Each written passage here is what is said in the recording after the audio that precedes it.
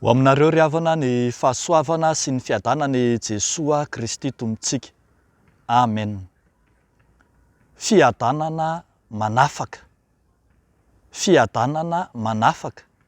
Zany no asongadiny mofinainantsika anio amin'ny filazantsara araka ny Jaona 2:20, ny 9:20 hatramin'ny 7:20.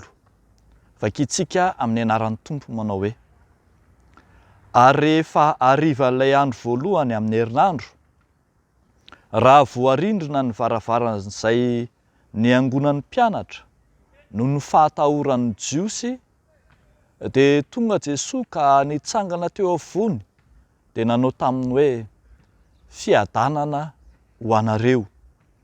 Ary rehefa nilaza izany izy dia nasehony azy ny tanany sy ny lanovony, dia faly ny mpianatra raha nahita ny Tompo. Ary hoy indray Jesoa taminy: fiadanana ho anareo, tahaka ny nanirahan'ray ahy no anirahako anareo kosa. Ary rehefa nilaza izany izy dia nanisy fofonaina ka hoy izy taminy: raiso ny fanahy masina. Na elokiza no avelanareo dia voavela izany, ary na niza kosa no tsy avelanareo dia tsy voavela izany. Ray Masino, manamasinana anay amin'ny fahamarinana, ny teninao no fahamarinana. Amen. Fiadanana manafaka. Indroa miantoana no nanononan'i Jesoa fiadanana ho an'ny mpianatra. Ny hariva ihany ny andro izay nitsanganan'ny Tompo tamin'ny maty, dia ilay andro voalohany tamin'ny herinandro. Raha iny Jesoa izay niseho teo afovoan'ny efitrano, iny indrindra no nilaza hoe fiadanana ho anareo. Fiadanana ho anareo izay mariky ny fiarabana sy fanajana teo amin'ny jiosy. Fiadanana izay manafaka tahotra, manafaka fisalasalana ireo mpianatra izay nihidy an-trano, niafina rehefa maty ny Tompo, tsy saniseho vahoaka, tsy saniseho masoandro, no indro nisehon'i Jesoa manala izany tahotra izany. Tsy Andriamanitra maty intsony, fa Andriamanitra velona ka manala ny tahotra rehetra Jesoa, ary vokany indro faly ny mpianatra raha nahita ny Tompo. Fifaliana vokatry ny fihaonana tamin'ny Kristy velona. Ity fifaliana izay hitantsika ambarany 9:20 ity. Ary tsy izany ihany, fa nilaza fanondroany iray ny Tompo, fiadanana ho anareo, tahaka ny anirahan'ray ahy no anirahako anareo kosa. Toa indro mamindra amin'ny mpianatra sahady ny fahefan'izy Andriamanitra, ka mahatonga azy ireo hanana ny fahefan'Andriamanitra handesy hiasa. Eny hitondra ny anaran'i Jesoa. Ary rehefa vakintsika ary ny tohany dia hitantsika fa nanolotra fanahy masina tamin'ny endrika roa samihafa ny Tompo. Eo ny anambarany fa nanisy fofonaina izy, fa eo koa ny anambarany izay ny teniny hoe raiso ny fanahy masina. Ny fahefan'izany fanahy masina izany no voalaza eto fa fahefana mamela heloka. Tena le fahefan'i Kristy mihitsy, satria izy Kristy no nanam-pahefana namela heloka raha tsaroantsika tsara. Ilay namelany ny heloka ilay narary ny paralesisa fahizay. I Kristy no manana fahefana amela heloka. Ka ity fiadanana izay atolotry Kristy ity dia fiadanana manolotra ny fahefany, mizara ny fahefany ho an'ny mpianatra. Tena manafaka amin'ny lafim-piainana rehetra.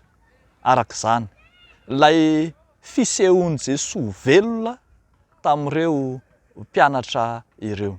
Manafaka ka mitondra fifaliana tena izy, fifaliana afatahotra, fifaliana mifanena amin'ny fahaveloma amin'ny Tompo, fa ihany koa fiadanana mitondra azy ireo ananan-jara sy fahefana amin'ny fahefan'ny Tompo, dia ny famelan-keloko izany. Fiadanana misokatra mba hananan'izy ireo sahady, hiainan'izy ireo sahady ny fiainana miaraka amin'ny fanahy masina, na dia mbola tsy tena tonga aza ny andron'ny Pentekosta, dia efa miaina izany sahady izy ireo. Manafaka amin'ny lafim-piainana rehetra ilay fiadanana entin'i Jesosy. Fiadanana izay nanafaka ny tahotra, fa fiadanana koa manafaka ny fahotana izay mbola mangeja sy mamatotra ny sokajin'olona maro samihafa. Io fahaveloman'i Jesosy io tokoa mantsy ry havako malala no mitondra fiainana, no mitondra fanafahana ho an'ny olona rehetra. Ary zany anie no efa tenin'i Jesosy fa raha ny zanaka no hanafaka anareo dia ho afaka tokoa ianareo. Tsarovy ary ry havako, misy dikany lehibe eo amin'ny fiainantsika ny fahaveloman'i Jesosy, ny fifanenana amin'ilay Jesosy avelona. Io no mitondra fiainana vaovao, io no kion-dalana lehibe indray hamadika amin'ny tontolom-piainantsika izay voafatotra, voageja, izay feno tahotra, feno fisalasalana, feno olana maro samihafa. Raha miatrika ny fiainana ankehitriny, fiainana sarotra, dia io fihaonana amin'ny Jesosy velona ihany no manafaka antsika, manome fanantenana antsika ho amin'izany rehetra izany. Ho Jesosy fiadanana ho anareo. Dia n'Andriamanitra irery ihany ny voninahitra fa ho aminao kosa izany fiadanana tonoon'ny Tompo izany. Amen. Hivavaka isika. Misaotra anao izay ray io, ny amin'ny fiadanana entinao tao amin'ny Jesosy Kristy zokinay, ilay Jesosy velona nandresy ny fahafatesana ary mamangy ny mpianatra mitondra fifaliana sy famelan-keloka, manome ny fahefana rehetra, ary mamangy anay koa ankehitriny manonona ny fiadananao aminay. Misaotra Tompo, ary raha makivaky ny fiainanay izahay, dia ny fahavelomanao no hiatrehanay ka hanala izay rehetra mety ho tahotra, tebiteby, hiafy, salasalana, ny amin'ny hoavinay, ny amin'ny pitsonay, ny amin'ny hohaninay, ny hosotronay, ny hotafianay, dia samy entinay eo anatrehanao. Ry Jesosy Kristy velona, velomy amin'ny fahasoavanao izahay ka aza avelanao hanatahotra intsony. Amin'ny anaranao Jesosy nanaovanay izany mivavaka izany. Amen.